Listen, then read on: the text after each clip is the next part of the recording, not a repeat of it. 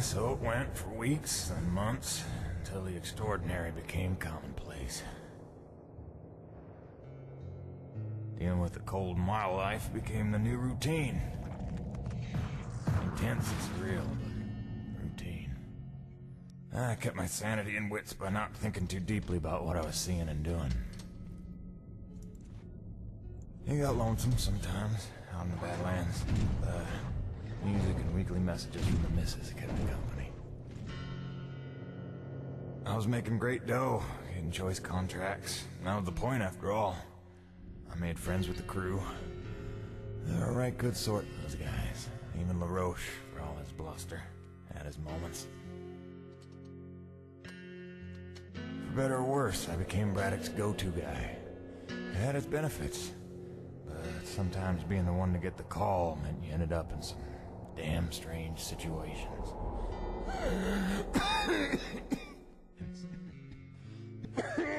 What's wrong? Plenty. Harmonizers almost out of juice.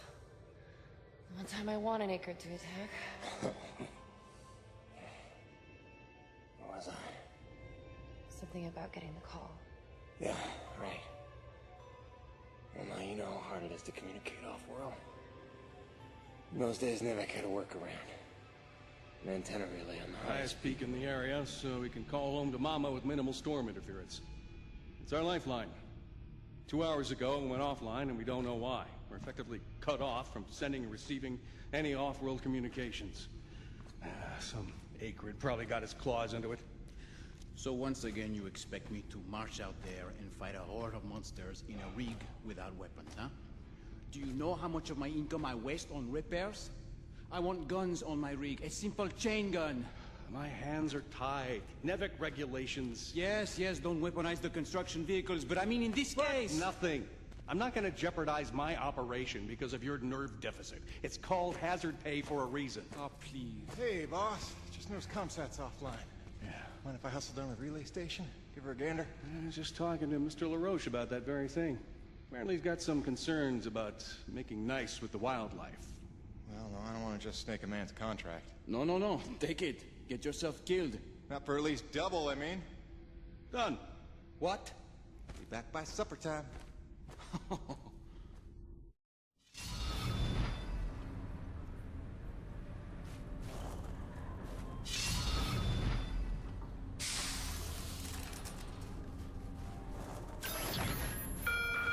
Quartermaster Powers would like to inform the crew that new stock from the latest supply drop is now available.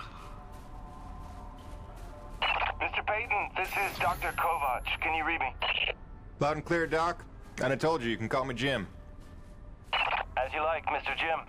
I was hoping you could pay me a visit in my lab, as your circumstances and logistics allow. Oh, and I believe I'm to mention that remuneration is involved. So you have a job for me? I believe I made that abundantly clear. Oh, abundantly. I'll drop by soon, Doc. Hey, Jim. I was just telling Thomas about when I was a Legionnaire stationed on the Urbana 5 during the harshest winter in 127 years. We lost 5 crew members a day when we got trapped in a mountain pass for 4 months. We ate the food stores pretty quick and, well, you didn't want to know what happened next. All I'm going to say is they've written books about what happened. Uh-huh. Sure. So, let me get this straight. You were a Legionnaire for 4 tours, worked oil rigs off Arcadia 3, served as a war correspondent during the Canaan 7 conflict, worked border patrol along the Elysium front, and were a diplomatic envoy to Tengoku 5. That was just in my 20s. Point of my story, Jim. Sure, we got it bad, but it could be worse. I think the point of your story is you're a big old fibber. I forgive the arrogance of youth.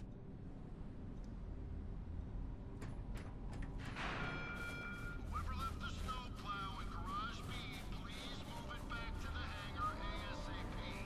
I'm serious.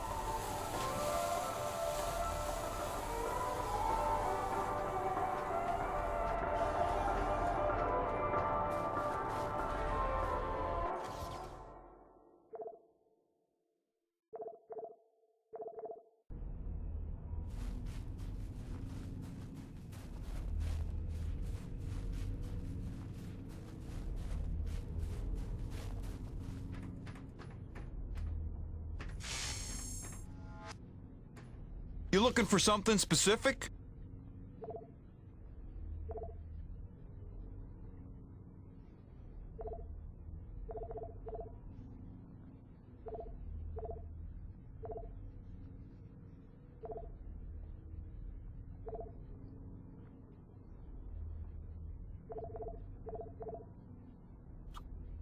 Oh, that's real pretty. Good range, good punch. That's a go-to gun right there.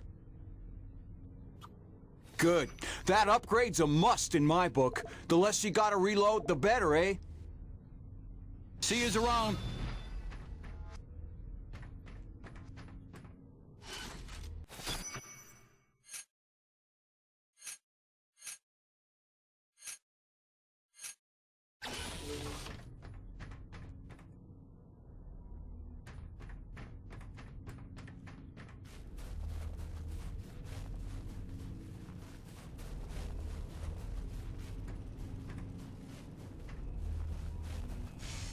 Sweet! Let's do this thing!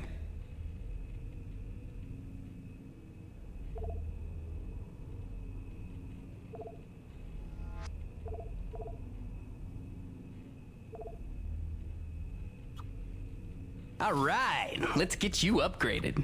Oh, you won't be disappointed.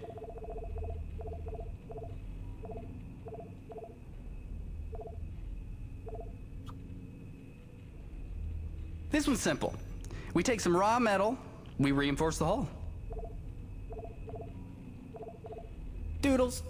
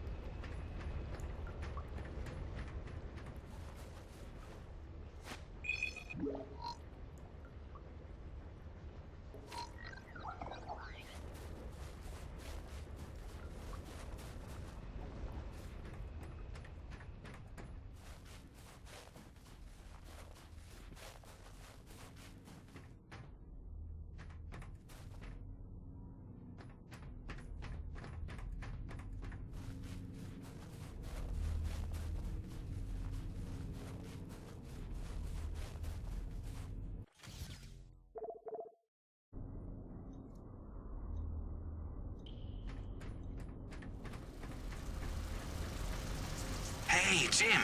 How's Hank? Sprouting up like a beanstalk.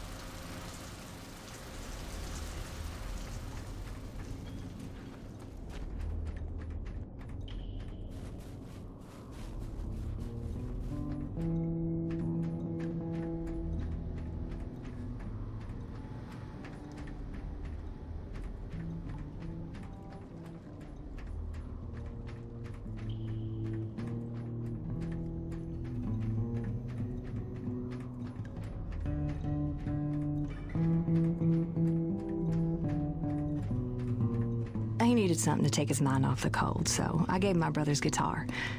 For never having taken any lessons, he's damn good. Listen.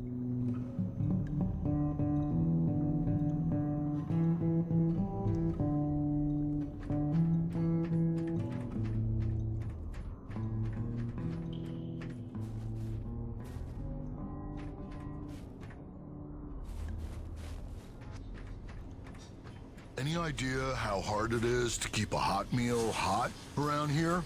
Hell, we're still living off MREs. Look, if we want to build morale around here, let me build a hydroponic garden. I got 2 words for you, Jim. Heirloom tomatoes. Think about it.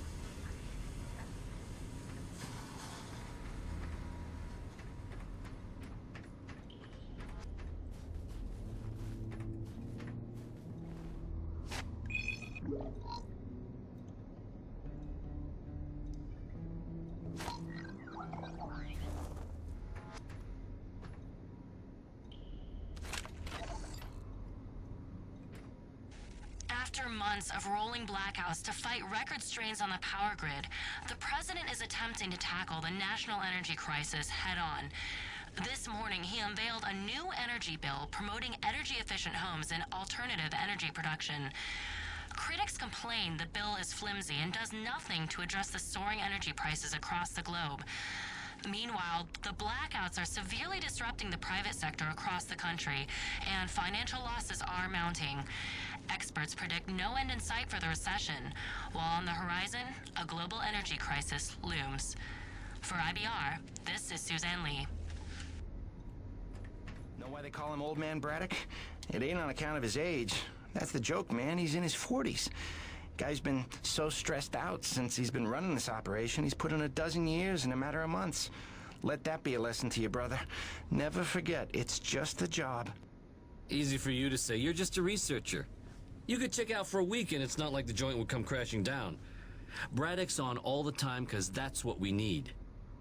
Hey, not for nothing. He takes it personal. Whole thing's his brainchild, you know? It's not like he drew the short straw. He chose this place, made the plans, pitched Nevik on the whole deal. Sure, he's in good with him.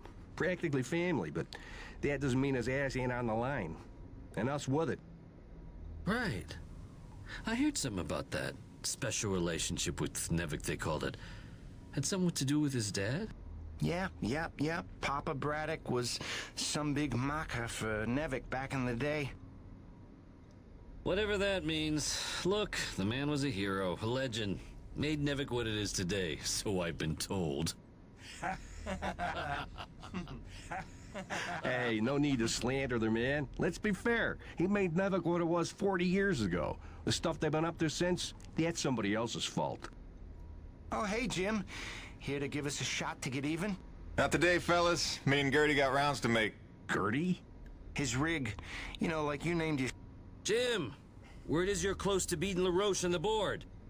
Ah, who's counting? About time someone punched a hole in that windbag. Don't apologize for doing us all a favor.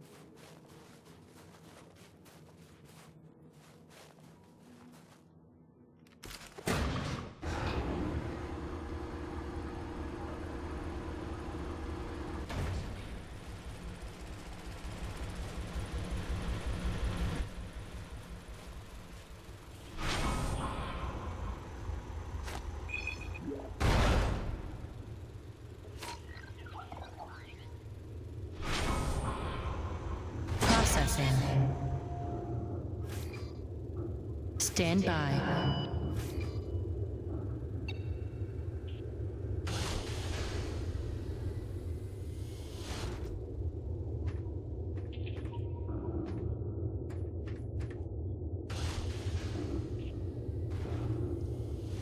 Dr. Kovac never settles for mediocrity when greatness would do. His naysayers simply envy his talents, I think. Like Dr. Roman. She could achieve as much as Dr. Kovac if only she wants so. What is the word I'm looking for? Ethical. Can you imagine?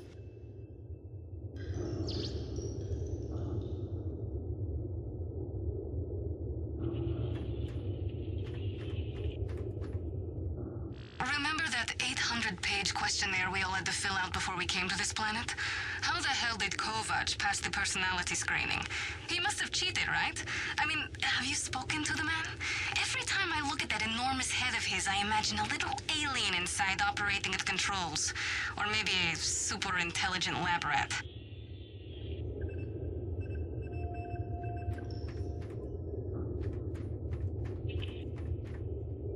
Exposure to the extreme cold reduces blood flow and constricts your blood vessels, reducing your circulatory system's overall volume and increasing your blood pressure. This causes your body to reduce fluid volume by getting rid of the excess water. So in other words... When you get cold, you want to pee. All right. Thanks for that. No problem.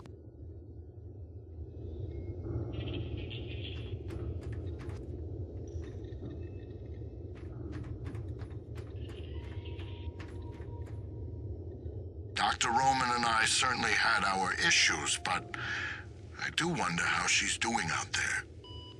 Living off base out in the white like a mountain man is a bit of an overreaction if you ask me, but she was never one for half measures.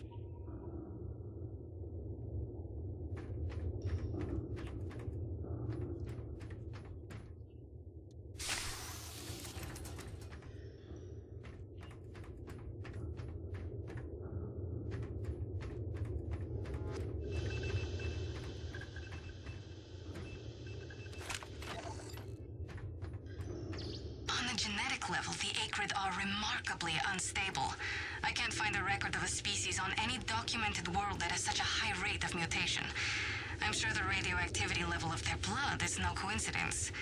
Theoretically, if forced by circumstances to adapt for survival, it would only take a couple of generations for an Acrid to evolve into a distinctly different form.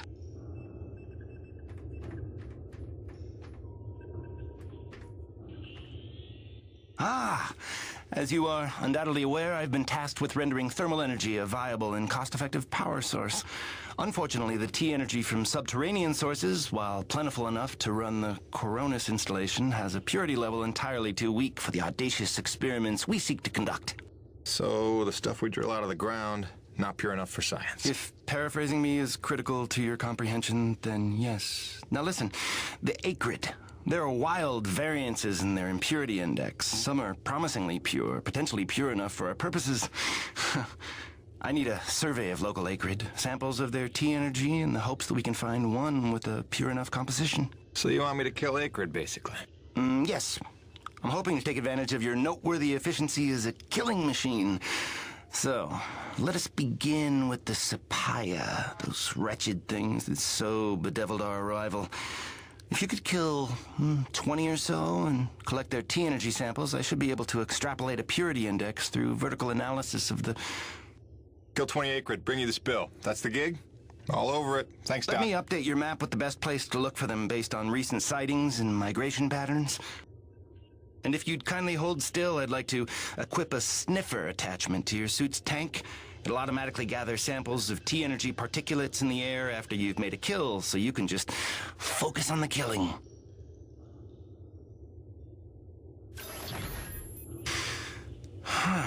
Such pitiable incuriosity.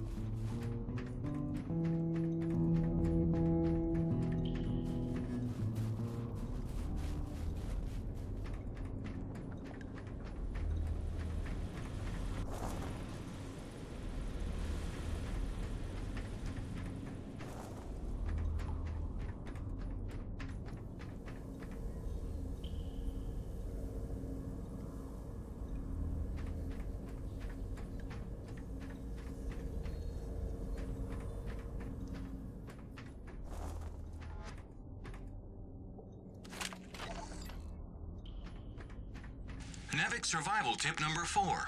Always keep your socks dry while working in extreme frigid conditions.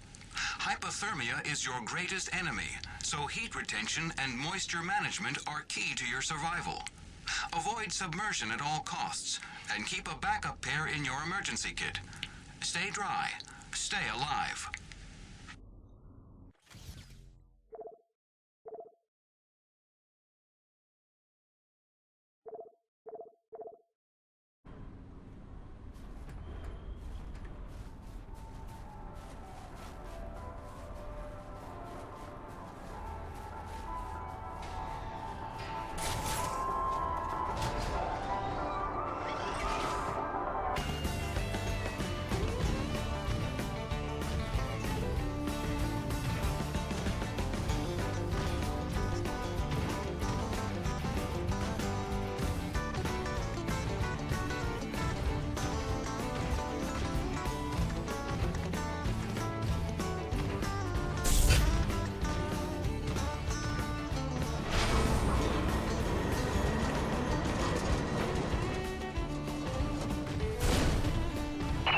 Jimmy, the science team cooked up a de-icing spray so your rig doesn't freeze with every bad storm.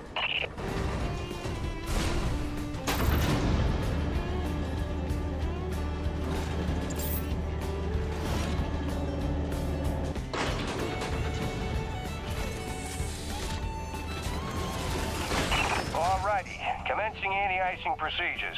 The spray ensures your rig won't freeze in place the second you step outside. But its protection is limited to storms rated below Cardinal class. Copy? Anything beyond that? No guarantees.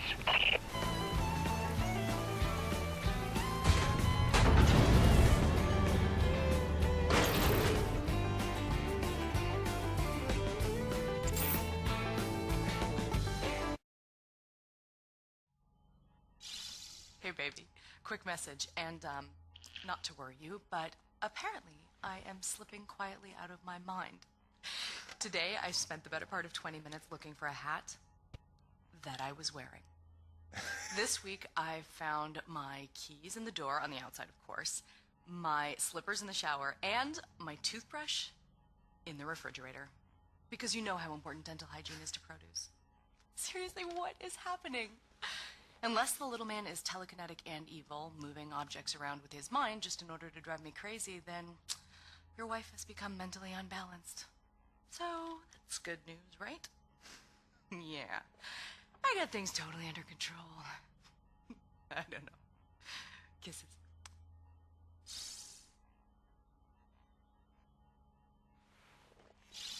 Hey baby, quick message, and not to worry you, but apparently I am slipping quietly out of my mind. Today I spent the